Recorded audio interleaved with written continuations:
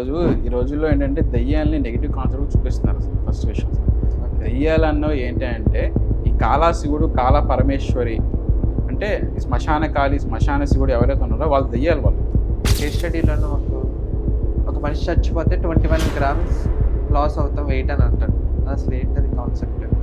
ఆత్మ అన్నది పాజిటివ్గా తీసుకోవాలి, నెగిటివ్గా తీసుకోవాలి.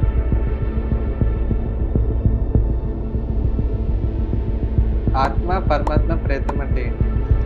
అది ఒక రకమైన ఫేక్ కాన్సెప్ట్. అంటే దెయ్యాల్లో మారిపోతుంది. రాతం అంటే ఒక జీవాత్మ అంతవరకే. చాలామంది చెప్పేది ఏంటంటే ఓం నమః శివాయ చాంట్ చేస్తే మంచి సుప్రీం పవర్ఫుల్గా మారుతావు, మైండ్ చేంజ్ అవుతుంది అంటారు. అసలు ఓం నమః శివాయ అంత పవర్ఫుల్ ఎలా అయింది? అసలు ఏంటి? కానీ ఆ టైంలో లాస్ట్ మినిట్లోని నీ ఇంటెలిజెన్స్ నువ్వు ప్రేరేపించి ఆ టైంకి చనిపోయే ముందు నారాయణ అర్థం మోక్షం పొందేస్తా, అది కుదరని పని. అది hi, this is part of Sanatan గారు. నమస్కారం. ఆత్మ అన్నారు కదా, చిన్న డౌట్ నాకు ఎప్పటి నుంచో ఉంది. ఇప్పుడు ఒక మనిషి చనిపోయినప్పుడు అతనికి ఇష్టమైన ఫుడ్ అన్ని తీసుకెళ్ళి అతని దగ్గర పెడతారు చనిపోయిన తర్వాత పూజ చేసే టైంలో. అవును. బట్ ఆత్మకు తెలుసా నాకు ఈ ఫుడ్ ఇష్టం, తన మెమరీ స్టోర్ అయి ఉంటుందా? అసలు ఆత్మ అనే కాన్సెప్ట్ ఫస్ట్ మనం తెలియాలి. ఆత్మ అనేది ఏంటంటే మన ఇంతకుముందు చెప్పాను ఆల్రెడీ. ఈ విశ్వం ఎలా స్టార్ట్ అయిందంటే చీకటి వెలుతురు కలయిక, అంటే పార్వతీ పరమేశ్వరం కలయిక ద్వారా స్టార్ట్ అయిందన్నమాట. పార్వతీదేవి సూర్యుడు, శివుడు ఏమో చీకటి అని చెప్పాను. వాళ్ళిద్దరి కలయికతో వచ్చేది ఈ ఆత్మస్వరూపం అన్నమాట. ఈ ఆత్మకు స్వరూపం ఉంటుంది ప్రత్యేకంగా, అంటే దాని చుట్టూ చీకటితో ఉంటుంది అన్నమాట. మధ్యలో ఒక చిన్న సూర్యబిందులో ఉంటుంది అన్నమాట ఆత్మ అనేది. అలా అలా అలా ఉండడం వల్ల ఏంటంటే అలా ఉండడం కారణం ఏంటంటే మెయిన్ పార్వతీ పరమేశ్వరుల కలయిక అన్నమాట. ఈ సృష్టిలో ఉన్నటువంటి ఆత్మతత్వం అంతా కూడా అలాగే ఉంటుంది. ఓకే. చుట్టూ చీకటితో నిండి ఉండి మధ్యలో ఒక సూర్యబిందులో ఉంటుంది అన్నమాట. అది ఎవరి ఆత్మ అలాగే ఉంటుంది. అదేంటంటే పార్వతీ పరమేశ్వరులు నెక్స్ట్ జనరేషన్ అవడం వల్ల, అదే వాళ్ళ పాస్ట్ జనరేషన్ అనుకో ఆత్మ ఎలా ఉంటాయంటే కంప్లీట్ డార్క్ బాడీస్ ఉంటాయి అన్నమాట. లేకపోతే కంప్లీట్ లైట్ కలర్ అన్నమాట, సూర్యకాంతిలో ప్రకాశిస్తుంటాయి అన్నమాట. అలాగే రెండు రకాలు ఉంటాయి అన్నమాట. పార్వతీ పరమేశ్వరుల తర్వాత, సృష్టి తర్వాత ఆత్మ ఒక విధానం ఏంటంటే చుట్టూ చీకటి మధ్యలో సూర్యబిందు అలా ఉంటుంది అన్నమాట. ఓకే. సో చిన్న డౌట్, ఇప్పుడు మీరు చెప్పిన దాంట్లోనే ఆత్మ అన్నది పాజిటివ్గా తీసుకోవాలి, నెగిటివ్గా తీసుకోవాలా? ఆత్మ అనేది పాజిటివ్గా నెగిటివ్గా ఏమి ఉండదు. ఆత్మ అనేది ఏంటంటే అది చెప్పగా దేవుని ఒక హంస, అవన్నీ కూడా దేవుని ఒక బిందువులు, అవన్నీ కూడా ఈశ్వరుడు ఒక బిందువులు, అవన్నీ కూడా. ఓకే. అవి ఈశ్వరుడు తన పిల్లలు అన్నమాట. అవన్నీ కూడా అవన్నీ పాజిటివ్ నెగిటివ్ ఏమి ఉండదు అందులో ఇప్పుడు కూడా. ఆ సృష్టి అంతే. ఆ సృష్టిలో దానికి ఎనర్జీ సిస్టమ్ ఉంటుంది. ఆ ఎనర్జీ సిస్టమ్ని అది ఎలా వాడుతుంది అన్న దాన్ని బట్టి పాజిటివ్ నెగిటివ్ ఆలోచించవచ్చు మనం. అంతేగాని ఆత్మలు ఏమేమి ఉండవు. సో చాలా మందికి ఆత్మ పట్టింది, దెయ్యం పట్టింది, పిచ్చిగా చేస్తుంది అని అంటారు. సో అంటే నాకు పాయింట్ ఏంటంటే ఆత్మ అనేది ఇరిటేట్ చేస్తుంది కాబట్టి నెగిటివ్ పాయింట్ కింద వస్తుందని నేను దానికి ఫస్ట్ డెఫినేషన్ చెప్పిన దాన్ని బట్టి చాలా మంది అంటే అవి వాటిని చెడు గ్రహాలు అంటారు. ఓకే. ఈ చెడు గ్రహాలు కూడా ఏంటంటే సూర్యవంశం నుంచి రావచ్చు, లేదా చంద్రవంశం నుంచి రావచ్చు, లేదా పార్వతీ పరమేశ్వరుడు ఒక బిడ్డలైన అయి ఉండొచ్చు అన్నమాట. ఓకే. వాళ్ళకి ఏంటంటే వాళ్ళు ప్రతి ఒక్కరు కూడా వాళ్ళ కర్మలు అనేవి వాళ్ళకు ఉన్నటువంటి శక్తి, వాళ్ళకున్న బలాన్ని దుర్వినియోగం చేయడం వల్ల, లేకపోతే వాటి వల్ల వాళ్ళ బిహేవియర్ అనేది ఆధారపడి ఉంటుంది. అంటే ఇప్పుడు అతి బలవంతుడు ఉన్నాడు అనుకోండి, ఫర్ ఎగ్జాంపుల్. అతి బలవంతుడు ఏంటి, వాడు ఆత్మ తత్వం కన్నా వాడు బలానికి ఎక్కువ ఇంపార్టెన్స్ ఇచ్చాడు అనుకో, ఫర్ ఎగ్జాంపుల్. ఆ కర్మ కూడా వాళ్ళకి ఎలా వస్తుంది అంటే, ఆ కర్మ కూడా వాడికి వాళ్ళ ఈశ్వరుడు ఒక అనుగ్రహం వల్ల వస్తుంది. అంటే ఏంటంటే చెడు గ్రహాలు చెడు ప్రభావం చేయడం వల్ల అంటే సృష్టి ఫస్ట్ ఎలాగంటే ఈ శివుడు ఎవరైతే ఉన్నాడో తను ఎదుటి వాళ్ళకి మృత్యువునిచ్చేవాడు అన్నమాట. ఈ పార్వతీదేవి ఎవరైతే ఉన్నారో ఆవిడ ప్రకృతి మాట సృష్టిస్తుంటుంది అన్నమాట ఎప్పటికప్పుడు. ఓకే. సృష్టిలోని ఈ నెగిటివ్ పాజిటివ్ ఉండడానికి కారణం ఏంటి, మనం నెగిటివ్ పాజిటివ్ అనుకుంటాం మామూలుగా. ప్రతి ఒక్కరికి జననం ఉంటుంది, మరణం ఉంటుంది ప్రతి ఒక్కరికి కూడా. మనం ఏంటంటే మరణం వచ్చేసరికి నెగిటివ్ అనుకుంటాం, జన్మించేసరికి పాజిటివ్గా మంచి జరిగిందిరా, ఆడపిల్ల మగపిల్ల బాగా హ్యాపీగా ఉన్నాం అనుకుంటాం మనం. నిజానికి జన్మం అనేది కూడా ఒక్కొక్కసారి నెగిటివ్ అనిపిస్తుంది మనకి. చావు కూడా ఒక్కోసారి మనకు పాజిటివ్ అనిపిస్తుంది. అది మనం చూసే విధానం బట్టి ఉంటాయి. చెడు గ్రహాలు అనేవి ఏమి ఉండవు ఎప్పుడు కూడా ఉండొచ్చు. ఆత్మ, పరమాత్మ, ప్రేతం అంటే ఏంటి? ఆత్మ పరమాత్మ గురించి ఆల్రెడీ నేను క్లియర్గా చెప్పింది. ఈ ప్రేతం అనేది ఎలా వచ్చిందంటే మనుషులు మరణించిన తర్వాత కోరికలు నెరవేరకపోవడం వల్ల ప్రేతం అనేది తయారవుతుందని అంటారన్నమాట. మన పురాణాల ప్రకారం అయితే ఆత్మ గురించి క్లియర్ ఎక్స్ప్లెనేషన్ ఉండదు మామూలు కంప్లీట్గా. అంటే అది సత్యమైనది, నిత్యమైనది అంటారు మామూలుగా. ఓకే. ఆనంద రూపమైనది అంటారు దాన్ని. కానీ మధ్యలో ఈ ప్రేతం అనే కాన్సెప్ట్ కూడా వాళ్ళు తీసుకొచ్చారు. ఈ ప్రేతం అనే కాన్సెప్ట్ ఏంటంటే జీవాత్మకు సంబంధించింది. ఓకే. ఈ జీవాత్మ మనిషి ఎప్పుడైతే కోరికల నెరవేరకు చనిపోతారో వాళ్ళు ప్రేత రూపం అంటే ఏంటంటే వాళ్ళు దెయ్యాలుగా మారిపోతారు అని కొంతమంది అంటారు. కొంతమంది అంటే వాళ్ళు దేవతల్లో కలలేదంటారు. నిజానికి దెయ్యాలుగా మారడం అనేది ఉండదు. దెయ్యాలు కూడా దేవుళ్ళే వాళ్ళు కూడా. అది ఒక రకమైన ఫేక్ కాన్సెప్ట్ ప్రజల్లోకి వెళ్ళిపోయింది ఎప్పటి నుంచో. ప్రేతం అంటే దెయ్యాల్లో మారిపోతుంది. ప్రేతం అంటే ఒక జీవాత్మ అంతవరకే. అది కోరికలు నెరవేరకపోవడం వల్ల ఏంటంటే అది గాల్లో తిరుగుతుంటుంది అలాగంతే. అది దెయ్యం కాదు ఫస్ట్ విషయం. అంటే చాలా మూవీస్ లో అది ఎలా పోర్ట్రే చేస్తారంటే కోరిక నెరవేరలేదు, ఒక దెయ్యం కింద మారిపోయింది. అది ఒక ఫేక్ ఇమాజినేషన్ అన్నమాట అంతా కూడా. అది ఫేక్ సబ్జెక్ట్ అంతా కూడా. సార్ చాలా మంది అస్ట్రాలజర్స్ అంటారు చెడు గ్రహాల ప్రభావం పడుతుంది మీ మీద అంట. అసలు ఏంటి చెడు గ్రహాల ప్రభావం అనేది? ఒక చిన్న విషయం అంటే ఫస్ట్ నవగ్రహాల గురించి మాట్లాడతారు. చెడు గ్రహాలు అంటే ఎవరైనా సరే నవగ్రహాలు, ఈ రాహుగ్రహం అని, ఈ గ్రహం ఆ గ్రహం అని అంటున్నారు ఫస్ట్ విషయం. సెకండ్ చెడు గ్రహాలు ఏమంటే ఈ సూర్యవంశం నుంచి చంద్రవంశం నుంచి సంబంధించినవి అన్నమాట ఇవన్నీ కూడా గ్రహాలు. ఓకే. మామూలుగా ఈ సృష్టికి సంబంధించింది పార్వతీ పరమేశ్వరులు బిడ్డలు అందరు కూడా ఆత్మ అన్నీ కూడా మొత్తం అన్నీ కూడా. కాబట్టి ఈ దేవతలు ఎవరైతే ఉన్నారో ఈ సూర్యవంశం చంద్రవంశం నుంచి అసురులు కానీ దేవతలు కానీ వీళ్ళు కూడా నవగ్రహాల్లో భాగం అయ్యారు ఫస్ట్. ఓకే. వీళ్ళిద్దరు కూడా. ఈ చెడు గ్రహాలు ఏంటంటే వీళ్ళకి సంతానం కావచ్చు, వీళ్ళకి సంబంధించిన వాళ్ళు కావచ్చు అన్నమాట. వీళ్ళు ఏంటంటే వాళ్ళు చెడు గ్రహాలు ప్రభావం ఏంటంటే ప్రతి ఒక్క గ్రహం కానీ ఏదైనా సరే జ్యోతిష్యం సంబంధించింది అయితే మహర్దశలో లెక్క పెడతారు అనమాట. ఆ మహర్దశలో పలానా గ్రహం ఒక ప్రభావం మన మీద ఉంది కాబట్టి ఆ గ్రహం సంబంధించిన ఎఫెక్ట్ మన మీద ఉంటుందని చెప్తారు. ఓకే. ఏదైనా పాప పుణ్యాలు అనేవి ఎలా కొలుస్తారని చెప్పరు. పాప పుణ్యాలు అనేవి గుణం అనే ఎఫెక్ట్ కొలుస్తాను. గుణం అనే దాంతో కొలుస్తాను. గుణాలు అంటే ఎఫెక్ట్ మాట. నీకు ఇంత ఎఫెక్ట్, నీకు పుణ్యం ఉంది, ఇంత ఎఫెక్ట్తో పాపం ఉందని. ఆ పాప పుణ్యాలనే కర్మలు బట్టి ఈ గ్రహాలనేవి మనం పట్టి పీడిస్తాయని చెప్తారు ఫస్ట్. అదో కాన్సెప్ట్ అది. రెండో కాన్సెప్ట్ ఏంటంటే ఈ ప్రేతాలు అనేవి రకరకాల గ్రహాలు అనేవి మనం పట్టి పీడిస్తాయని చెప్తారు కాన్సెప్ట్. అవునవును.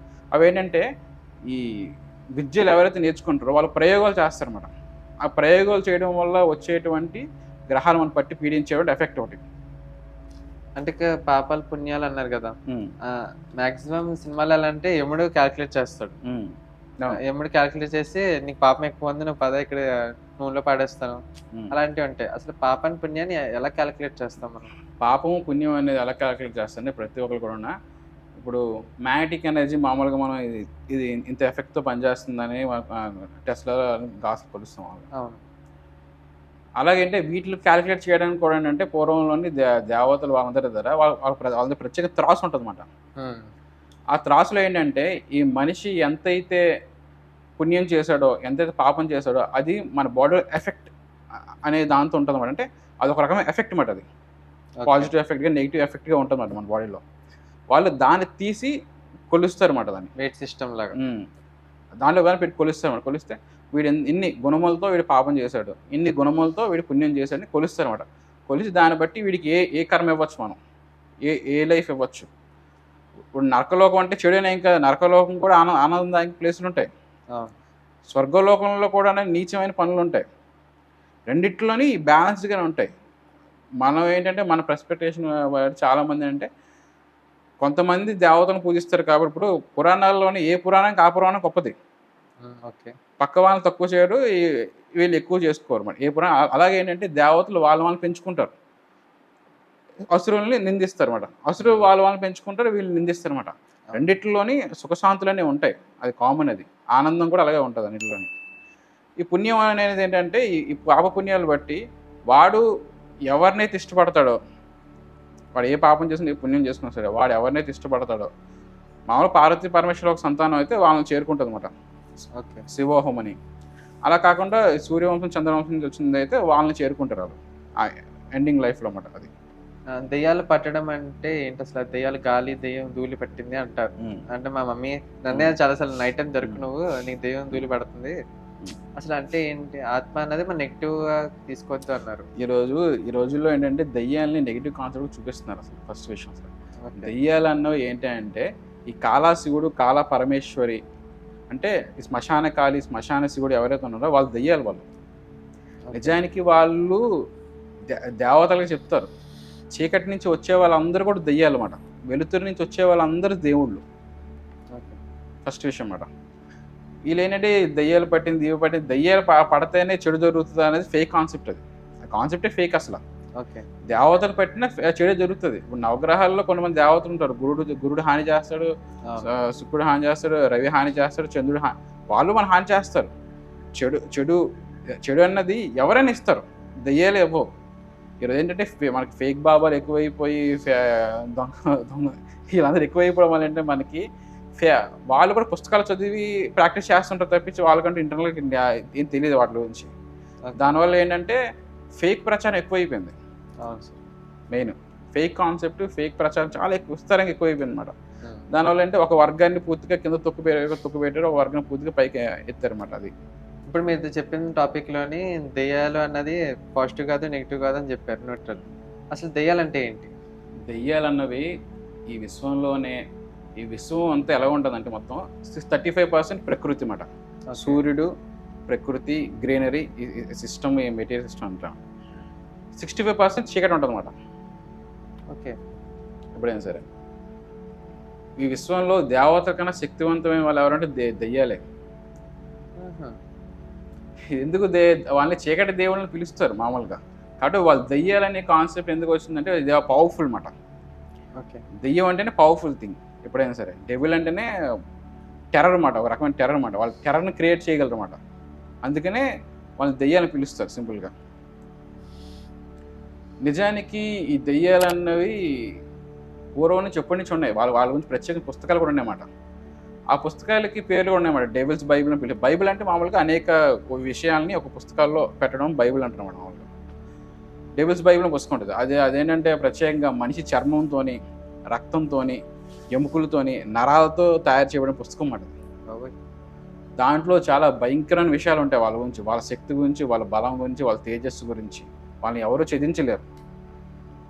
అందులో మన భారతదేశంలో పూజించే వాళ్ళనే శ్మశాన కాళి, శ్మశాన పరమేశ్వరుడు అంటూ పిలుస్తాం అన్నమాట. అఘోరీలు, కాపాలికులు పూజించే వాళ్ళు వాళ్ళనే పూజిస్తారు. వాళ్ళంతా ఫుల్ కంప్లీట్ డార్క్ బాడీ అన్నమాట. వాళ్ళది చాలా పవర్ఫుల్గా భయంకరంగా ఉంటారు వాళ్ళు. సార్ అఘోరి అన్నారు కదా, అఘోరి అన్నది అంటే బ్లాక్ మ్యాజిక్ అంటారా? దీని ఏమంటారు అసలు?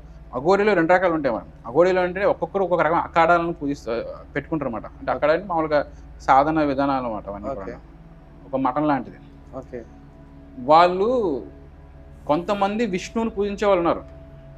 మామూలుగా అఘోరి అంటే ఈ శ్మశాన కాలని శివుని యొక్క అఘోరి రూపాన్ని పూజించే వాళ్ళు అఘోరీలను పిలుస్తారు మామూలుగా. ఓకే.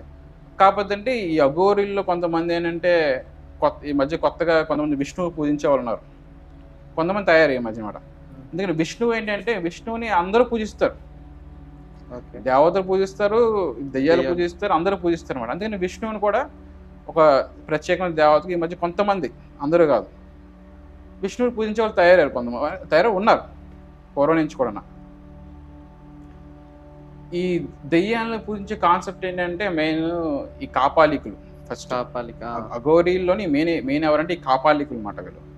వీళ్ళు కపాలాలు ధరించడం, కపాలాలతో పూజించడం, కపాలాల్లో భోజనం చేయడం, ఇటువంటి రకాల కాన్సెప్ట్ నడిపిస్తాం. ఎందుకంటే ఈ దెయ్యాలు అనేవి ఏంటంటే కంప్లీట్గా నాన్ వెజ్ సిస్టమ్ నడుస్తుందన్నమాట.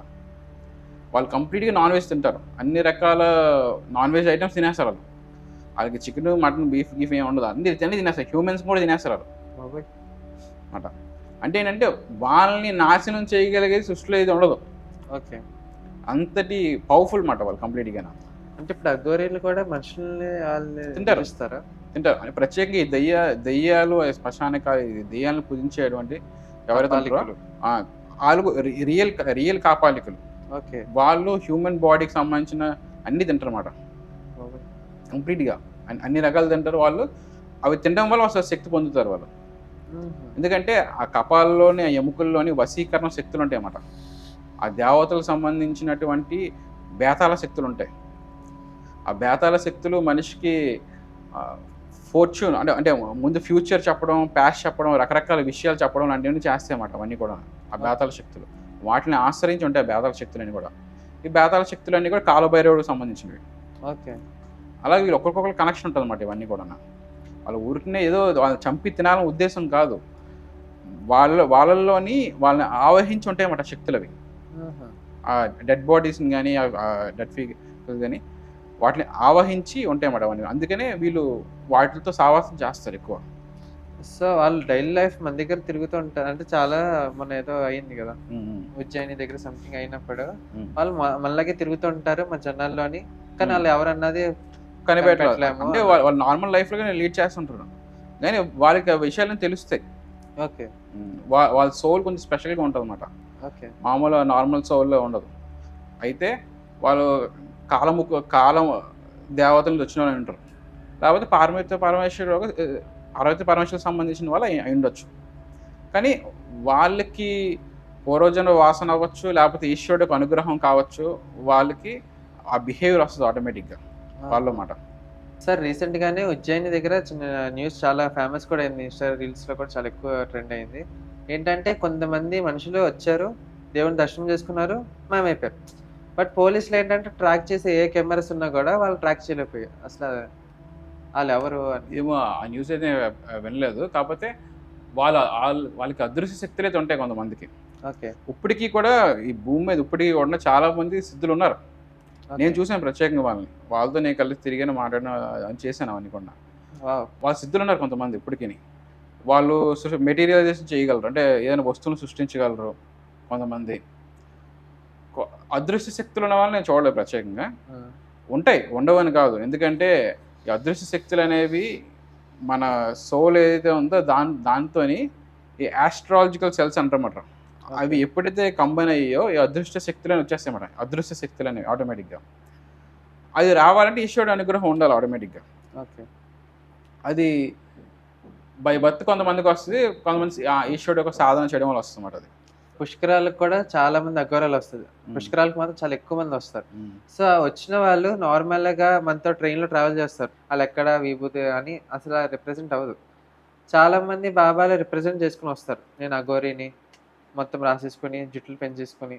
సో వాళ్ళ ఇద్దరిలో ఎవరు నిజం అనేది ఎలా తెలుస్తుంది? ఒక అఘోరిని మనం ఎవరైనా తెలుసుకోవాలని ఫస్ట్ విషయం అంటే అందరూ మనుషులు దివ్య పురుషులను కనుక్కోలేరు. దివ్య పురుషులకి శక్తి ఉంటుంది లోపల ఇంటర్నల్గా. వాళ్ళకి దివ్య దృష్టి ఉంటుంది, అన్ని రకాల విషయాలు తెలుస్తుంటాయి వాళ్ళకి. వాళ్ళు కనుక్కోవడం ఈజీ. సాధారణ మనుషులకి అది కష్టం. అది సాధారణ మనుషులు కష్టం కాదు, అసాధ్యమైన పని అసలు. ఎదురుగా ఉన్నా మనకు కనిపెట్టడం వాళ్ళు ఎవరనేది మనం అసలు. వాళ్ళు చూడడం మామూలు వ్యక్తుల్లా ఉంటారు. కాకపోతే కొంతమంది మనం ఎలా తెలుసుకుంటే వాళ్ళ తేజస్సు ద్వారా తెలుసుకోవచ్చు అన్నమాట. వాళ్ళలో మంచి తేజస్సు ఉంటుంది. ఓకే. ఆ తేజస్సు ద్వారా వాళ్ళ పక్కన కూర్చోగానే మనకు చాలా ప్లెజెంట్గా ఉంటుంది అన్నమాట. అంతేకాకుండా వాళ్ళతో ఉన్నప్పుడు మనకి చెడు mind set, week mind set కాదు, చాలా కాన్ఫిడెంట్గా చాలా స్ట్రాంగ్గా తయారవుతుంది అన్నమాట మన మైండ్ సెట్ మనది. ఓకే. వాళ్ళతో ఉన్నప్పుడు అలాంటి కొన్ని సిమ్టమ్స్ ఉంటాయి, దాని ద్వారా మనం తెలుసుకోవచ్చు వీళ్ళు పలానా స్పిరిచువల్ వ్యక్తి అని. సార్ ఇందాక చెప్పిన టాపిక్లో వెలుతురు దేవుళ్ళు ఉంటారు, చీకటి దేవుళ్ళు ఉంటారు అని, అసలు అంటే వాళ్ళు ఎవరు? వెలుతురు దేవుళ్ళు అనేది ఇంతకుముందు చెప్పాను ఆల్రెడీ ఒకసారి. ఈ భూమికి మధ్యగా కట్ చేయగా. ఓకే. ఈ మయన్స్, ఈ కెల్టిక్ మైథాలజీ, ఈజిప్షియన్స్, గ్రీకులు, భారతదేశంలో కూడా గ్రీకులు అని కాదు, ఇంద్రాది దేవతలు మనం పిలుస్తారు అన్ని. గ్రీకులు ఇంద్రాది దేవతలు. అలా భారతదేశంలోని గోవులను ఎక్కువ పూజిస్తారు అన్నమాట. గోవుల్ని, ఎద్దుల్ని. అంటే ఇక్కడ ఎద్దు అంటే ఇంద్రుడు అన్నమాట. ఓకే. ఇంద్రాది దేవతలను పూజించేవారు. అంటే ఇండియాలో కొన్ని దొరికే ట్యాబ్లెట్స్ ఉంటాయి అన్నమాట, పాతకాలం సంబంధించినవి. గోడ మీద స్క్రిప్చర్స్ ఉంటాయి, వాటి మీద గేదెల్ని చంపుతూ ఎద్దుల్ని పూజిస్తూ ఉంటాయి కొన్ని కాన్సెప్ట్స్ అన్నమాట.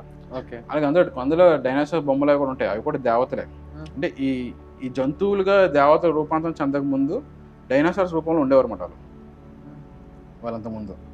తర్వాత ఏం జరిగిందంటే ఈ డైనోసార్స్ రూపం నుంచి తగ్గించి లైఫ్ బెటర్గా వెళ్ళడానికి, హ్యూమన్ జనరేషన్ ఇంకా ఎదగడానికి అని చెప్పి అప్పుడు యానిమల్ రూపంలో వస్తారు పూర్తిగా అందరూ, మ్యాక్సిమం దేవతలు. అంటే ఈ ఈ గ్లో ప్రస్తుతానికి ఏంటంటే ఈ సృష్టి ఎలాగ ఉంటుందంటే ఈ దేవతలు చేసేదంతా కూడా ఎవ్వరూ కనిపెట్టలేని విధంగా నడుస్తుంది అంతా కూడా సృష్టి. ఓకే. చాలా స్లోగా నిదానంగా పద్ధతిలో నడుస్తుంది అన్నమాట. అది దేవతలే చేశారు, దేవుళ్ళే చేశారు, జంతువులకి తెలియదు, మనుషులకి తెలియదు ఆ విషయం. సృష్టి అంత జాగ్రత్తగా నడిపిస్తారు అన్నమాట వాళ్ళు ఎప్పుడైనా సరే.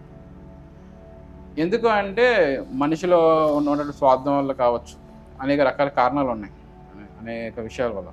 మనిషికి ఈ ఎదగడం అనేది మానవత్వం సాధించడమే, అది చాలా కష్టమైన విషయం మనిషికి, అది ఫస్ట్ విషయం. అందుకని దేవతలు ఏం చేస్తారంటే వాళ్ళకి ఫస్ట్ ఈ సృష్టి ముందుకు వెళ్ళాలి కాబట్టి మనకి వాళ్ళకి తెలియకుండా సృష్టిలో మార్పులు చేస్తుంటారు అన్నమాట. అలాగా ఫస్ట్ దేవతలు ఫస్ట్ డైనోసార్స్కి వచ్చి తర్వాత జంతువులుగా అలా జన్మెత్తారు అనమాట. ఈ వైట్ మ్యాజిక్ దేవతలు ఎవరంటే ఇప్పుడు తెలిసిన వాళ్ళు మూడో వాళ్ళకు ఉన్నారు. మూడో వాళ్ళకు ఎవరంటే వీళ్ళు అట్లాంటిస్లు అంటారు అనమాట. అంటే ఎక్కువమైన అట్లాంటిస్లు అంటారు అనమాట. అట్లాంటిస్లు ఏంటంటే అంటార్టిక్ అంటే మామూలుగా అట్లాంటిక్ ఓషన్లో ఉండేవాళ్ళు, ఒక దీవి ఉండేవాళ్ళు అంటారు, కానీ అక్కడ కాదు, వాళ్ళు అంటార్టిక్లో ఉండేవారు. అంటార్టికా దీవి మొత్తం కూడా ఈ అట్లాంటిస్లు ఉండేవారు, ఈ సముద్ర దేవతలు అనమాట. వీళ్ళు కూడా బ్లాక్ మ్యాజిక్, వైట్ మ్యాజిక్ ఉండేవారు అనమాట. చీకటి దేవతలు, వెలుతురు దేవతలు ఉండేవారు అనమాట. అలాగే పై భాగంకి వచ్చేసరికి, భూమికి పై భాగంకి వస్తే పూర్తిగా మనకి ఈ నార్త్ అమెరికా వైపు కానీ, లేకపోతే ఈ యూరోప్ కాంటినెంట్ వైపు కానీ, ఇంకా అలాగా ఈ చైనాలో కూడా డ్రాగన్ సంస్కృతి ఉండేది, డ్రాగన్స్ సంస్కృతి అనమాట. అందులో కూడా బ్లాక్ మ్యాజిక్, వైట్ మ్యాజిక్ ఉండేది అందులోని. ఈ యూరోపియన్ కాంటినెంట్కి వచ్చేసరికి మీకు నార్స్ మైథాలజీ కానీ, నార్స్ మైథాలజీ పార్వతీ పరమేశ్వరకు సంబంధించింది. అందులో కూడా బ్లాక్ వైట్ మిక్సింగ్ ఉండేది. అలా కాకుండా ఈ సాతాను దేవతలు ఎవరైతే ఉన్నారో, the biggest Dracula in the world అనమాట. వాజ్ బిగ్గెస్ట్ డ్రాకులా, అంటే చాలా పెద్ద డ్రాకులా అన్నమాట. అతను రక్తపిశాచి అన్నమాట. హోటల్ ట్రాన్స్వేలియా అని ఉండదు, తెలుసు లేదా, చెప్తుంటారు దాని గురించి. హోటల్ ట్రాన్స్వేలియా అనే పెద్ద వ్యాంపైర్ సంబంధించిన హోటల్ అని ఆడుతుంటారు చాలా మంది. బ్లడ్ తీసుకొని వాళ్ళు బతుకుతుంటారు, బ్లడ్ సక్కర్స్ వాళ్ళు, అంటే బ్లడ్ తాగి బతుకుతారు అన్నమాట వాళ్ళు. అలా వాళ్ళ గురించి, వేర్ వుల్ఫ్స్ గురించి కానీ, రకరకాల దెయ్యాలు, డెవిల్స్ మాట, డీమన్స్, డెవిల్స్, వాటికి సంబంధించిన కల్చర్ అంతా కూడా బ్లాక్ మ్యాజిక్ లో ఉంటుంది కంప్లీట్గా. అలాగా వీళ్ళిద్దరు ఈ భూమిని షేర్ చేసుకుని చాలా కాలం భూమి బతికారు వాళ్ళందరూ కూడా. దేవత మొత్తం అందరు కూడా ప్రెజెంట్కి ఉన్నారంటారా? ప్రజెంట్కి వాళ్ళ యొక్క వారసులు ఉన్నారు, కానీ వాళ్ళు వారసులు అనే విషయం ఎవరికి తెలియదు. వాళ్ళకి తెలియదు, వాళ్ళకి తెలుసు, ఓకే, బయట వాళ్ళకి తెలియదు. బయట వాళ్ళు చెప్పరు. బయట వాళ్ళకి ఎలాగంటే మామూలు వ్యక్తుల్లో కనిపిస్తారు కొంతమంది స్వామీజీల్లో ఉన్నారు కొంతమంది, కానీ వాళ్ళ స్వామీజీగా ఉన్నారు, కానీ వాళ్ళ శక్తులు వచ్చి ఉన్నాయి ఏంటి ఇవన్నీ కూడా జనాలు కూడా కన్ఫ్యూజన్ అనమాట. ఓకే, కంప్లీట్గా తెలియదు వాళ్ళ గురించి. వాళ్ళు ఎవరో ఏంటి వాళ్ళ పూర్వీకులు తెలియదు. నేను స్వామీజీ ఈయన ఏదో మ్యాజిక్ చేస్తారు, ఈయన చెప్తే ఏదో అవుతుంది, అంతవరకు తెలిసిన అనమాట జనాలందరూ కూడా. ఎందుకంటే హ్యూమన్స్కి తెలియదు వాళ్ళందరి గురించి. వాళ్ళు ఏంటో అనేది ఋషులకు కానీ ఆ స్వామీజీలకు కానీ వాళ్ళు తెలుసు ఇంటర్నల్గా. అది సార్ చిన్న డౌట్ ఉంది, ఎటర్నల్ బాడీస్ అంటే ఏంటి? ఎటర్నల్ బాడీస్ అన్నవి శరీరానికి సంబంధించింది కొంత, ఆత్మకు సంబంధించింది కొంత. ఫస్ట్ విషయం ఎప్పుడైనా సరే, ఫస్ట్ మన బాడీ చూడగానే మనం ఫిజికల్ అపీరియన్స్ కనిపిస్తుంది, ఫిజికల్ బాడీ అన్నమాట. సెకండ్ అపీరియన్స్ ఏంటంటే అది మన బాడీ మనకు తెలుస్తుంది, మన బ్రీతింగ్ సిస్టమ్ అన్నమాట కంప్లీట్గా. కానీ ప్రాణమయ కోసం ఉంటుంది అది. థర్డ్ ఏంటంటే మనోమయ కోసం ఉంటుంది అన్నమాట. అంటే ఏంటంటే మన హ్యూమన్ బ్రెయిన్, నర్వస్ సిస్టమ్, అలాగా ఈ బాడీకి అంటే స్పిరిట్కి కనెక్ట్ అయి ఉండే విషయాలు అన్నమాట ఇవన్నీ కూడా. ఓకే, స్పిరిట్కి కనెక్ట్ అయి ఉండే ఫిజికల్ బాడీ, ప్రాణమయ కోసం, మనోమయ కోసం. తర్వాత సూక్ష్మ శరీరం అన్నమాట. దానికి సూక్ష్మ శరీరం దేని నుంచి వస్తే అదే ఆత్మకు కనెక్ట్ అయి ఉంటుంది అన్నమాట. అంతేకాదు ఈ సూక్ష్మ శరీరానికి కర్మలు అనేవి కూడా కనెక్ట్ అయి ఉంటాయి మనిషి ఎప్పుడైనా సరే. సార్ చిన్న డౌట్, సూక్ష్మ శరీరం సంథింగ్ కదా అంటున్నారు కదా, అది ఆత్మ పరమాత్మ రెండు ఒకటేనా? దానికి కనెక్ట్ కాదు, అవన్నీ వేరు వేరు పూర్తిగా. ఆత్మ అనేది ఏంటంటే ఇండివిజువల్గా ఉన్నదాన్ని సోలే అంటాం. ఓకే, ఈ విశ్వవ్యాప్తం అంతా నిండి ఉన్నదాన్ని దాన్ని సోల్ అని పిలుస్తాం, దాన్ని కూడా ఆత్మ అని పిలుస్తాం అన్నమాట. ఆత్మ అంటే ఏంటంటే సత్యమైనది, మన సంబంధించిన శాస్త్రాల్లో అయితే నాశనం లేదని అంటారు దాన్ని. కానీ పరమాత్మకి నాశనం ఉండదు, జీవాత్మకి నాశనం ఉంటుంది. ఈ సూక్ష్మ శరీరం అనేది ఏంటంటే మన ఆత్మకి ఒక ఇమేజ్ లాంటిది అన్నమాట. ఓకే, అంటే ఇప్పుడు మన ఫిజికల్ బాడీ ఎలాగైతే ఉంటుందో అది సేమ్ అలాగే ఉంటుంది, కానీ ఆత్మకి ఒక మిర్రర్ ఇమేజ్లో పనిచేస్తుందన్నమాట అది. ఓకే. అదేం చేస్తుందంటే కర్మలకి అటాచ్ అయి ఉంటుంది అది. కర్మలకి అటాచ్ అయి ఉండడం వల్ల ఏంటంటే ఫస్ట్ విషయం మనకి ఏ ఏ దేవతలు కానీ ఎవరైనా సరే మనల్ని మన దారిలో నడాలనుకుంటే వాళ్ళు మన ఆత్మని టచ్ చేయరు డైరెక్ట్గా. ఓకే. ఎందుకంటే టచ్ చేయడం వల్ల వాళ్ళకి ఉండదు, ఎప్పుడు ప్రయోజనం ఉండదు. వాళ్ళు మన సూక్ష్మ శరీరం టచ్ చేస్తారు. వాళ్ళు టచ్ చేసి దాన్ని ఒక పోర్టల్లోకి దాన్ని వెళ్ళేలా చేస్తారన్నమాట. ఆ పోర్టల్లోని కర్మలు అనేటువంటి ఒక దాన్ని ఎనర్జీ సిస్టమ్ అమర్చే వాళ్ళు అందులోకి మన సూక్ష్మ శరీరం వెళ్ళేలా చేస్తారన్నమాట. అలా వెళ్ళేలా చేసినప్పుడు ఏంటంటే ఆ కర్మలకు సంబంధించిన పాజిటివ్ కానీ నెగిటివ్ కానీ మనమే ప్రభావం చూపిస్తాం ఆటోమేటిక్గా. ఓకే. చూపించడం వల్ల మనం ఆటోమేటిక్గా ఆ కర్మలకు బందీ అవుతాం అన్నమాట. అలాగా ఈ ఈ ఈ ఈ భౌతిక శరీరం నుంచి ప్రాణమయ కోసం మనోమయ కోసం ఇవన్నిటి మీద కూడా కర్మ ఎలా ప్రభావం చూపిస్తుంటే సూక్ష్మ శరీరాన్ని పట్టుకొని దాని ద్వారా మనమే ప్రభావం చూపిస్తాం. ఫస్ట్ విషయం ఓకే. ఎప్పుడైనా సరే ఆత్మ అనేది ఇండివిజువల్గా ఉంటుంది, అది ఫ్రీగా ఉంటుంది అన్నమాట. దానికి ఎటువంటి కర్మ అంటావు. కాకపోతే మన కర్మ అనుభవించడానికి కారణం మెయిన్ విషయం ఏంటంటే ఈ సూక్ష్మ శరీరం అన్నమాట. ఓకే. అది ఫస్ట్ విషయం. సైన్స్ లో వచ్చేటప్పటికి మీరు చెప్పేది ఆటమ్ చుట్టుపక్కల ఎలక్ట్రాన్స్, న్యూట్రాన్స్ ఆటమ్ కాదు, ఇది ఆటమ్ సంబంధించింది కాదు. ఇది కంప్లీట్గా డిఫరెంట్ సబ్జెక్ట్ మాట. ఇది పూర్తిగా ఆత్మ అనేది కంప్లీట్ డిఫరెంట్ సబ్జెక్ట్. అది యాస్ట్రల్ బాడీస్కి సంబంధించిన మాట. ఇది అంటే ఆత్మకు సంబంధించిన విషయం అనేది పూర్తిగా వేరు మాట. అది కంప్లీట్గా చాలామంది ఈ ఫిజిక్స్ని ఈ మెటాఫిజిక్స్ని కలిపి అంటే మెటాఫిజిక్స్ అనేది అక్కడ ఉందా లేదా అన్నది కాన్సెప్ట్ నడుస్తుంటుంది, ప్రూవ్ చేస్తుంది. ప్రూవ్ చేయదు నడుస్తుంటుంది. ఓకే. ఫిజిక్స్ అనేది ఉంది, ఈ యాక్షన్ ఇలా జరిగింది, ఈ కన్ఫర్మ్ క్యాలిక్యులేటెడ్ ఉంటుంది, మరి క్యాలిక్యులేటెడ్ ఉంటుంది కంప్లీట్గా. ఓకే. కానీ ఇవన్నిటి వెనకాల బ్యాక్గ్రౌండ్లో ఉండి నడిపించేది ఏంటంటే ఈ సోల్ ఏదైతే ఉందో, ఆత్మ ఏదైతే ఉందో దాని ఒక ఇంటెలిజెన్స్ నడిపిస్తుంటుంది అన్నమాట వీటిని. ఓకే. వాటిలో ఒక ఇంటెలిజెన్స్లోని అన్ని రకాలుగా కోడింగ్ ఉంటుంది అన్నమాట. ఏదైనా ఒక మెటీరియల్ మీద ప్రయోగిస్తే ఆ మెటీరియల్ ఎలా పని చేయాలి, ఏం చేయాలి, ఎలా చేయాలి, ఈ సృష్టి అంతా ఎలా నడవాలి అన్నదాన్ని ఏంటంటే ఈశ్వరుడు మెటీరియల్ని ఇంటెలిజెన్స్ని రెండింటిని కలిపి కంబైన్ చేసి నడిపిస్తున్నాడు. అందుకే సృష్టి ఎక్కడ కూడా మిస్టేక్ లేకుండా నడుస్తుంటుంది, ఓకే, తప్పు లేకుండా. ఈశ్వరుడు ఒక ఇంటెలిజెన్స్ని సృష్టిని అమ్మవారి నుంచి తీసిన ఒక సృష్టిని రెండు కలిపి నడిపిస్తున్నాడు. కలపడం వల్ల ఎక్కడ కూడా పర్ఫెక్ట్గా ఉంటుంది మరి మొత్తం అంతా కూడా. ఎవడో నడిపిస్తున్నట్లు జాగ్రత్తగా దగ్గరుండి మరి అది ఈశ్వరుడు ఒక గొప్పతనం. అది ఓకే. అందులోని మనకి ఇటర్నల్ బాడీస్ అన్నవి ఏంటంటే ఇందులోని ఆత్మ అని చెప్పాను కదా, ఆత్మ అనేది జీవాత్మ అనేది ఫస్ట్ విషయం. ఆ జీవాత్మ అనేది మా మనిషికి పార్వతి పరమేశ్వరు నుంచి వచ్చింది మాట. అది మిగతా సూర్యుని చంద్రుడి నుంచి వచ్చేవన్నీ కూడా దేవతా స్వరూపాలైన ఆత్మ అన్నమాట. అవి మనకు కనిపెట్టలేం, అలా వాళ్ళు ఎవరో ఏంటని మనం చెప్పలేం ఫస్ట్ విషయం. ఓకే. ఈ జీవాత్మ మామూలుగా అన్ని జంతువుల్లోని, చెట్లలోని, వృక్షాల్లో అన్నింటిలోనూ ఈ దాని పూర్తి నిండి నింపుతూ ఉంటుంది మేడం కంప్లీట్గా.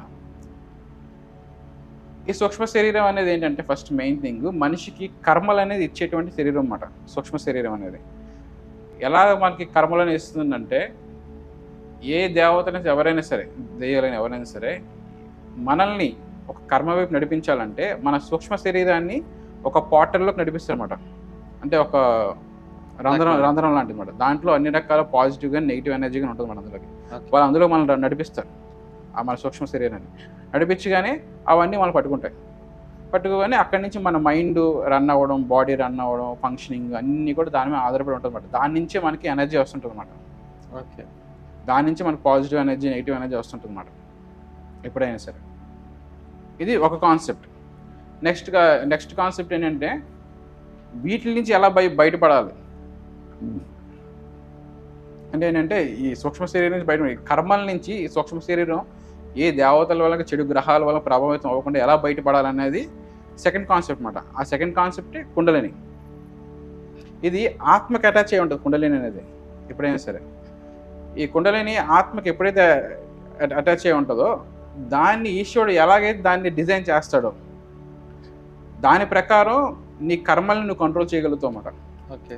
అది సరిగ్గా లేదనుకోండి మీకు, అది ఇంకా జీవన చక్రంలో కలిపి తిరుగుతూనే ఉంటాం అన్నమాట. దేవతలు, దెయ్యాలు ఎలాగైతే మనం తిప్పుతుంటారో ఆ జీవన చక్రంలోని ఆ చక్రంలో తిరుగుతూనే ఉంటాం మనం. అది చిన్న డౌట్, కుండలిని అనేది ఎన్ని రకాలు ఉంటుంది?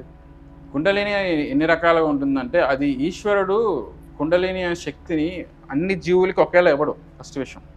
ఈ డార్క్ వరల్డ్ నుంచి వచ్చే దెయ్యాలు కానీ, డెవిల్స్ కానీ, డీమన్స్ కానీ ఒకలా ఉంటుంది. ఓకే. సూర్యవంశం నుంచి వచ్చే వరకు ఒకలా ఉంటుంది. పార్వతీ పరమేశ్వరు ఒక సంతానానికి ఒకలా ఉంటుంది అనమాట ఈ కుండలిని అనేది. అది కుండలిని అంటే ఏంటి మనకు ఫస్ట్ తెలియాలి కదా. అవును. కుండలిని అంటే ఏంటంటే కాస్మిక్ సెల్స్ అన్నమాట, ఆస్ట్రాలజికల్ సెల్స్ అంటారన్నమాట. అవి విశ్వంలో ఉండేటువంటి కణాలు అవి. ఆ ఓకే. కణాల్లో ప్రత్యేకంగా శక్తివంతంగా ఉంటాయన్నమాట కణాలు. అది ఈశ్వరుడి యొక్క కణాలు అన్నమాట. అంటే ఈశ్వరుడి యొక్క ఆత్మ ఏదైతే ఉందో వాళ్ళ ఆత్మలో ఒక కణాలు అన్నమాట అవన్నీ కూడా, బాడీ సెల్స్ అన్నమాట అవి. అవి మనం జీవం పొందినప్పుడు ఎప్పుడైనా సరే జీవం పొందినప్పుడు ఒక జీవాత్మ అనేది వచ్చినప్పుడు ఈశ్వరుడు ప్రత్యేకంగా నిర్ణయించి ఆ కణాలని వాళ్ళ ఒక బీజంలో నాటుతాడు. ఆ కణం ఏంటంటే వాళ్ళలోని ఒక శక్తి కలిగి ఉంటుంది అన్నమాట. ఆ శక్తి కుండలిని శక్తి. అది ఈశ్వరుడు ఎంత శక్తివంతంగా దాన్ని నాటుతాడో వాళ్ళలోని, వాడు అంత శక్తివంతంగా తయారవుతాడు, అంత శక్తివంతంగా కర్మల్ని వాడు కంట్రోల్ చేస్తాడు అనమాట. ఓకే. ఈశ్వరుడు అంత శక్తివంతంగా నాటలేదు అనుకో, వాడు కర్మలకు బానిసయ్యి కర్మలను అనుసరిస్తూ ముందుకు వెళ్ళిపోతుంటాడు అనమాట. బ్యాడ్ లైఫ్ లీడ్ చేస్తాడు. బ్యాడ్ లైఫ్ లీడ్ చేస్తుంటాడు. ఇందులో ఎన్ని రకాలుగా ఉంటుందంటే ఈశ్వరుడు ఈశ్వరుడు ఒక స్ట్రెంత్ మాట. తను ఎలాగైతే ఇవ్వాలనుకుంటాడో ఈ బ్లాక్ మ్యాజిక్ ఉన్న వాళ్ళకి అది బ్లాక్ కలర్లో ప్రకాశిస్తుంటుంది అన్నమాట. చీకటిగా ప్రకాశిస్తూ లోపల నుంచి బంగారం వర్ణంలో ప్రకాశిస్తుంటుంది అన్నమాట. అంటే ఈ పార్వతీ పరమేశ్వరులుగా ఒక సంతానం అనుకో, చుట్టూ బ్లాక్ కలర్గా ఉండి లోపల నుంచి గోల్డెన్ కలర్లో ప్రకాశిస్తుంటుంది అన్నమాట కుండలిని. ఓకే. కుండలిని అనే శక్తి ఏంటంటే ఈశ్వరుడు దాన్ని పుట్టినప్పుడు ఇస్తాడు. ఆత్మగా ఉన్నప్పుడు దాని అవసరం ఉండదు. జన్మించినప్పుడు తర్వాత దాని అవసరం ఉంటుంది. ఎందుకంటే కర్మల్ని మనం ఛేదించాలి కాబట్టి, కర్మల్ని మనం కంట్రోల్ చేయాలి కాబట్టి. అలాగా ఈశ్వరుడు ఏం చేస్తాడంటే జన్మించినప్పుడు కుండలిని వీడికి ఎలాగ ఇవ్వాలి, ఎలా దాన్ని బట్టి డిజైన్ చేసి ఇస్తాడు ఓకే. ప్రతి ఒక్కరికి కూడా. ఈ దేవతల నుంచి డార్క్ మ్యాటర్ నుంచి వచ్చిన వాళ్ళు ఏంటంటే వాళ్ళు వారసత్వంతో వస్తారు ఆ కుండలిని శక్తిని పట్టుకొని. అంటే వాళ్ళు ఆటోమేటిక్గా శక్తి ఉంటుంది, ఆ ఆస్ట్రాలజికల్ సెల్స్ వాళ్ళు ఉంటాయి, వాళ్ళు వారసత్వంగా వస్తారన్నమాట. అంటే అందరికంటే ఎక్కువ ఉంటుందా వాళ్ళకి? వారసత్వంగా వస్తున్నారంటే వాళ్ళ బ్లడ్ మాట వారసత్వం. ఓకే. సూర్యవంశం నుంచి వచ్చిన వాళ్ళకి వాళ్ళ వారసత్వం ఉంటుంది, చంద్రవంశం నుంచి వచ్చిన వాళ్ళకి వాళ్ళ వారసత్వం ఉంటుంది మేడం. పార్వతీ పరమేశ్వరం నుంచి వచ్చే సృష్టిలో మటుకు చాలా మార్పులు ఉంటాయి. ఆ మార్పుల వల్ల ఏంటంటే అందరికీ ఒకేలా ఉండదు. ఓకే. ఈశ్వరుడు ఎలా నిర్ణయిస్తాడో దానికి అలాగే ఉంటుంది. దానికి చాలామంది ఏంటంటే మనం రకరకాల కసరత్తులు చేయడం వల్ల లేకపోతే యోగాసనాలు చేయడం వల్ల మంచి మన కుండలిని నిద్ర లేపచ్చు, నాలో ఉన్నటువంటి శక్తిని నేను 10 మంది నిద్ర లేపు చూపిస్తాను, లిబరేషన్ ఇవన్నీ అంటారు. అవన్నీ కుదరని పనులు అవన్నీ కూడా. ఈశ్వరుడు నీలో జన్మతః నీకు ఎలాగైతే ఆ కుండలిని బీజం ఎలాగైతే నాటుతాడో ఆ శక్తే నీ జీవితాల కాలం పనిచేస్తుందన్నమాట. ఒకవేళ మధ్యలో నువ్వు ఈ తపస్సు చేసి ఈశ్వరుడు వైపు పొందితే ఈశ్వరుడు దాన్ని మళ్ళీ మారుస్తాడు అనమాట. దాన్ని ఇంకా శక్తివంతంగా మారుస్తాడు. మార్చినప్పుడు ఏంటంటే నీలోని చక్రాలన్నింటిలో కూడా శక్తివంతంగా మారుతాయి అన్నమాట. అప్పుడు కూడా సో చిన్న డౌట్, మీరు చక్ర అన్నారు కదా, 7 చక్రాస్ని మీరు ఎలా డిఫైన్ చేస్తారు? 7 చక్రాస్ అంటే డిఫైన్ చేయడం పెద్ద కష్టమేం కాదు. 7 చక్రాస్ ఏంటంటే ఒకటి వెన్ను కింద ఒక చక్రం ఉంటుంది, మూలాధార చక్రం అంటారు. తర్వాత మనకి టెస్టికల్స్ కొంచెం పైకి సెక్స్ చక్రం అంటారు దాన్ని. కొంచెం నేవల్ దగ్గర అంటే సోలార్ ఫ్లెక్స్ అంటారు దాన్ని. ఇంకా హార్ట్ దగ్గర అయితే హార్ట్ చక్రం అంటారు అన్నమాట, అన్హార్ట్ చక్రం అంటారు. గొంతు దగ్గర థ్రోట్ చక్రం అంటారు అన్నమాట. ఇక్కడ ఆగ్నేయ చక్రం అంటారు, పైన క్రౌన్ చక్రం అంటారు అన్నమాట. ఇవి చక్రాస్ అనేవి ఏంటంటే మన బాడీలో ఆర్గన్స్కి అటాచ్ అయి ఉంటుంది అనమాట. ఓకే. సూక్ష్మ శరీరం ఉంటుంది కదా, ఆ సూక్ష్మ శరీరంలో చక్రాలు ఉంటాయి. ఆ చక్రాలు అనేవి మన శరీరానికి అటాచ్ అయి ఉంటాయి. ఇవి ఆత్మకు ఉండవు, ఆ సూక్ష్మ శరీరంగా ఉంటాయి అన్నమాట. అవన్నీ మనకి అటాచ్ అయి ఉంటాయి అన్నమాట. ఆత్మకు చక్రాలతో సంబంధం లేదు అసలు. ఎందుకంటే చక్రాల పనితీరు బట్టి మన ఆర్గన్స్ ఫంక్షన్ కూడా ఉంటుంది అన్నమాట. ఓకే. ఆర్గన్స్ ఎలా పనిచేయాలి, ఎలా ఉండాలన్నది ఉంటుంది. ఈ కుండలిని శక్తి అనేది ఏంటంటే చక్రాన్ని కంట్రోల్ చేస్తుంటుంది ఎప్పటికప్పుడు. మన బాడీలోనే ఎలా ప్రవేశిస్తుంటుంది అన్నమాట. అది ప్రవేశించి ఇలా పైకి ఓపెన్ అవుతుంటుంది ఒక పాములాగా. అదొక సెల్ అది బాడీలో అన్నమాట. కుండలిని శక్తి అనేది అది కాస్మిక్ సెల్ అన్నమాట. అది ఓకే. దాంట్లో శక్తి ఉంటుంది అన్నమాట. ఆ శక్తి ప్రవహిస్తుంటుంది శరీరంలో. అది ప్రవహిస్తూ మన చక్రాలను కంట్రోల్ చేస్తుంటుంది అన్నమాట. దాన్ని బట్టి మన హ్యూమన్ లైఫ్ ఎలా ఉండాలి, ఏంటి, మన కర్మలు ఎలా జీవించాలి, ఎలా పని చేయాలి కర్మల్లో అన్నది నిర్ణయించబట్టి ఉంటుంది ఎప్పుడైనా సరే. అంటే చాలా మంది చెప్తారు ఈ 7 చక్రాస్ యాక్టివేట్ అయితే కనుక అతను ఏమనుకున్నా జరుగుతాయి, ఈజ్ ద ప్రైమ్ పర్సన్ లాగా మారుతారు. 7 చక్రాస్ యాక్టివేషన్ అనేది ఏంటంటే first main concept kundalini. 7 chakras activation అనేది కుండలిని శక్తివంతం అయితే కుండలిని కంట్రోల్ చేస్తుంది 7 చక్రాస్ని. 7 చక్రాస్ని ఆటోమేటిక్గా యాక్టివేట్ అవ్వవు. దేవతలు చక్రాస్ని ఎలా యాక్టివేట్ చేస్తారంటే ఫస్ట్ నీకు ఆస్ట్రాలజికల్ సెల్స్ నీ బాడీలో ఎక్స్ట్రా అంటే తపస్సు చేసింది వాళ్ళు ఇచ్చిన తర్వాత ఒక్కొక్క చక్రాన్ని కూడా వాళ్ళు వైబ్రేట్ చేస్తారు. వాళ్ళు వైబ్రేట్ చేస్తూ నీలో కుండలిని నెమ్మదిగా పైకి లేపుతారు అన్నమాట వాళ్ళు. లేకపోతే నీ టైం వచ్చినప్పుడు ఆటోమేటిక్గా నీలో కుండలిని శక్తి ఫ్రీ ఫ్లో ఉన్నప్పుడు ఆటోమేటిక్గా అది కూడా నీ చక్రాస్ని వైబ్రేట్ చేస్తూ అది పైకి లెగుస్తుంది. అది మనకి ఎలా తెలుస్తుందా? మనకి తెలుస్తుంది, తెలుస్తుంది. ఇంటర్నల్గా ఒక వెచ్చని శక్తి, ఒక వేడిగా వెచ్చగా ఉన్నటువంటి శక్తి శరీరం నుంచి మధ్యలో ఉన్నటువంటి నర్వ్ సిస్టంలో నుంచి, అదే ఈ పెరిఫరల్ నర్వ్ సిస్టమ్ మధ్య నుంచి ఇలా ప్రవహిస్తుంది అన్నమాట పైకి. అది పాములాగా పై లెగుస్తుంది అలాగా వైబ్రేషన్ లాగా లెగిసి అది బ్రెయిన్ వెనకాల బ్యాక్ సైడ్ శరీరం దగ్గర ఒక రౌండ్ చక్రంలో యాక్టివేట్ అవుతుంది. హీట్ ప్రొడ్యూస్ అవుతుంది అన్నమాట. ఒక హీట్ లైట్ ప్రొడ్యూస్ అవుతుంది. ఓకే, ప్రొడ్యూస్ అవుతూ ఈ సెంటర్కి అది స్టాండర్డ్ అవుతుంది అన్నమాట. ఒక జీవాత్మ అనుకో, వాడికి చుట్టూ చీకటిగా మధ్యలో జ్యోతి బిందువుగా ప్రకాశిస్తుంది అన్నమాట.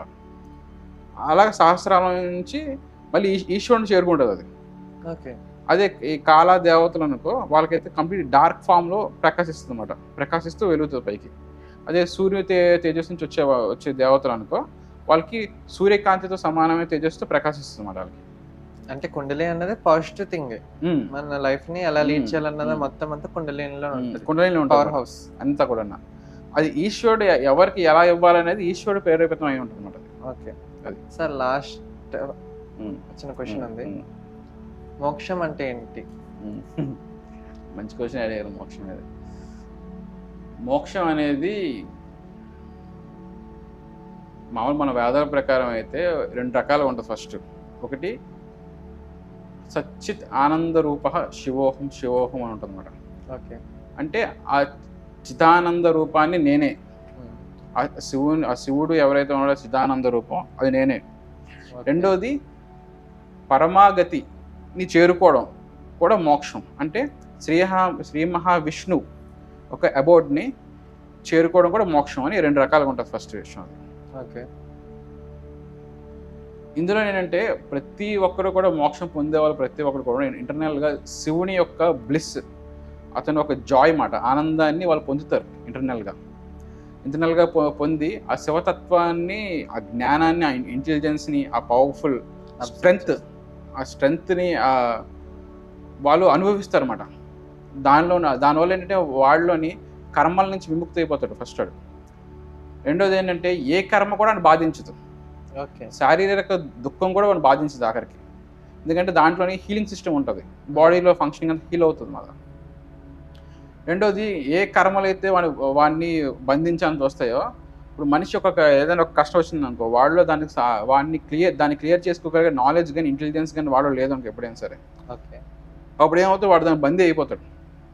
ఫర్ ఎగ్జాంపుల్ ఏదో డిసీజ్ వచ్చింది ఫర్ ఎగ్జాంపుల్ సింపుల్గా, ఆ డిసీజ్ వచ్చినప్పుడు ఏంటి, వాడికి దానికి సంబంధించి మెడిసిన్ తెలియదు, వాడు చాలా టెన్షన్ పడిపోతాడు, ఆ డిసీజ్ ఏంటో తెలియదు. ఈ శక్తి మోక్షం అంటే ఏంటంటే ఈ అంతర్గతం శక్తి ఏదైతే ఉందో అది మనిషిని ఇంటర్నల్గా ప్రతి ఒక్క విషయం వాళ్ళకి తెలియజేస్తుందన్నమాట. దాంట్లో సిద్ధులు ఉంటాయి, ఆ సిద్ధులు కానీ ఏవైనా రకరకాల విషయాలు, అన్ని రకాల విశ్వం సంబంధించిన అన్ని విషయాలు అందులో ఉంటాయి అన్నమాట. అన్ని విషయాలు మనకు తెలియజేస్తాయి. ఏ కర్మ నుంచి ఎలా బయటపడాలి, ఏ విషయాన్ని ఎలా ట్యాకింగ్ చేయాలి, ఇవన్నిటితో ఈశ్వరుడికి సంబంధించిన అనంతమైన ఆనందం అందులో ఉంటుంది.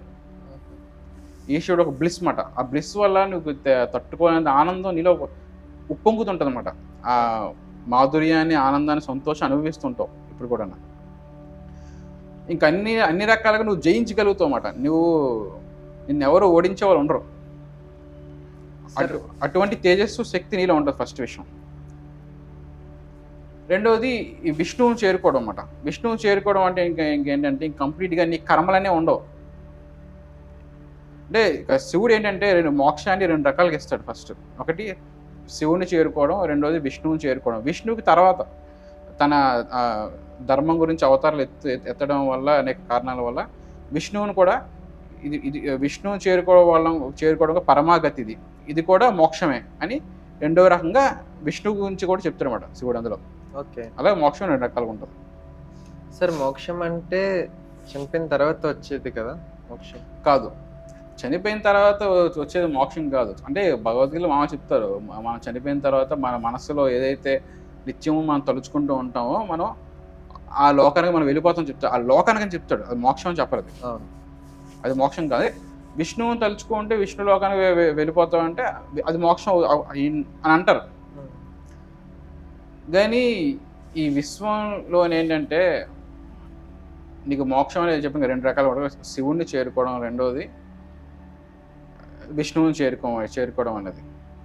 నీకు ఈశ్వరుడు అనుగ్రహం ఉండి నిజంగా ఆ టైంకి నువ్వు ఈ పరమేశ్వరుని తలుచుకుంటే ఆ టైంకి అతని అనుగ్రహం కూడా నీకు కలిగితే ఖచ్చితంగా ఈశ్వరుడు ఐక్యం అవుతావు. ఈశ్వరుడు ఒక అనుగ్రహం పొందితే, విష్ణువు ఒక అనుగ్రహం ఉండేది అనుకోకుండా తనని జపించగలిగితే విష్ణువులో ఐక్యం అవుతావు. కానీ ఆ టైంలో లాస్ట్ మినిట్లోని నీ ఇంటెలిజెన్స్ నువ్వు ప్రేరేపించి ఆ టైంకి చనిపోయే ముందు నారాయణ అర్థం మోక్షం పొందేస్తా, అది కుదరని పని అది. ఎందుకంటే నీకన్నా ఇంటెలిజెన్స్ అది దేవుళ్ళు అనేది, వాళ్ళు నీకు ఇంటెలిజెన్స్ ఇచ్చారు. అది నువ్వు ఆ టైంలో ఇంటెలిజెన్స్ చూపించడానికి అవ్వదు. ఎవరికి ఎలాగ ఇవ్వాలో మోక్షం ఉండదు, అది ఈశ్వరుడు తెలుస్తుంది. మనం చేసే సొంత తెలివితేటల వల్ల మోక్షం పొందడం కుదరదు. నిజమైన భక్తి, విశ్వాసం, జ్ఞానం ఇవి కావాలంటే ఈశ్వరుడికి కంప్లీట్ సరెండరెన్స్ అనేది ఉండాలన్నమాట. నిజాయితీ ఉండాలి ఫస్ట్ విషయం. అది వాళ్ళని నమ్మాలి, సంపూర్ణంగా నమ్మి సాధన చేయాలి. అది సార్ మీరు శివుడి కోసం ఇంత ఎలా చెప్తున్నారు కదా, చాలా మంది చెప్పేది ఏంటంటే ఓం నమ శివాయ చాంట్ చేస్తే మంచి సుప్రీం పవర్ఫుల్గా మారుతావు, మైండ్ చేంజ్ అవుతుంది అంటారు. అసలు ఓం నమ శివాయ అంత పవర్ఫుల్ ఎలా అయింది, అసలు ఏంటి? ఓం నమ శివాయ పవర్ఫుల్ అవ్వడం కాదు, కానీ ఫస్ట్ విషయం ఏంటంటే ఓంకారం అంటే ఏంటో మనం తెలుసుకోవాలి. ఓంకారం అనేది అంటే ఈ విశ్వం మొత్తం, ఈ చీకటి వెలుతురు రెండేది ఏమో, ఈ ఓంకారం అనేది ఈ రెండిట్ల నుంచి ఉద్భవించింది అనమాట. అంటే ఫర్ ఎగ్జాంపుల్ ఎలాగంటే ఈ రెండు విడివిడిగా ఉన్నప్పుడు శబ్దమే ఉండదు. ఓకే. ఈ రెండు కలిసి ఎప్పుడైతే ఉన్నాయో, ఈ పార్వతీ పరమేశ్వరులు ఎప్పుడైతే కలిశారో అప్పుడు ఓంకారం ఉద్భవించింది అనమాట. ఓకే. ఈ సృష్టిలో ఫస్ట్ అంటే ఈ సూర్యుని నుంచి అలాగా చీకట్లోకి ఎండింగ్ అవుతూ ఓంకారం శబ్దం వస్తుంటుంది. ఓం అని అలాగా అలా శబ్దం ఉంటుంది అన్నమాట. ఇది ఓకే. ఈ సూర్యుడు చీకటి ఈ విశ్వంలో మాత్రం మనకి ఓంకారం అనేది వినిపిస్తుంటుంది అనమాట. అంటే ఈ విశ్వంకి మెయిన్ అంటే కుష్మాండం అంటారు అన్నమాట. కుష్మాండం అంటే కాస్మిక్ ఎగ్ అన్నమాట.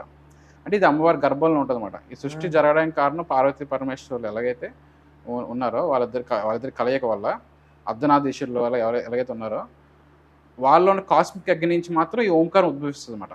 ఓకే. వాళ్ళిద్దరు ఒక శక్తి కలయిక. ఈ నమశివాయ అన్నది ఏంటంటే శివుడిని గౌరవిస్తూ, అంటే అందులో ఉన్న పంచభూతాలని ప్రేరేపిస్తూ, శక్తివంతంగా ప్రేరేపిస్తూ ఈ సృష్టికి, ఈ ఈశ్వరుడికి, ఈ కాలానికి అన్నిటికీ నమస్కారం అనేదాన్ని, అంటే పార్వతీ పరమేశ్వరులు కలిస్తేనే ఓం నమశివాయ అవుతుంది. వాళ్ళిద్దరు విడిగా ఉంటే ఓంకారం ఉండదు, నమశివాయ ఉండదు అన్నమాట. ఓకే. ఈ సృష్టి మొత్తం కలిపి ఓం నమశివాయ అన్నమాట. అది కాన్సెప్ట్, సింపుల్ కాన్సెప్ట్. అంటే పార్వతీదేవి సృష్టి, పంచభూతాలు, సూర్యుడు, ఇవన్నీ అన్నమాట. Thank you sir, sharing all your knowledge. Thank you.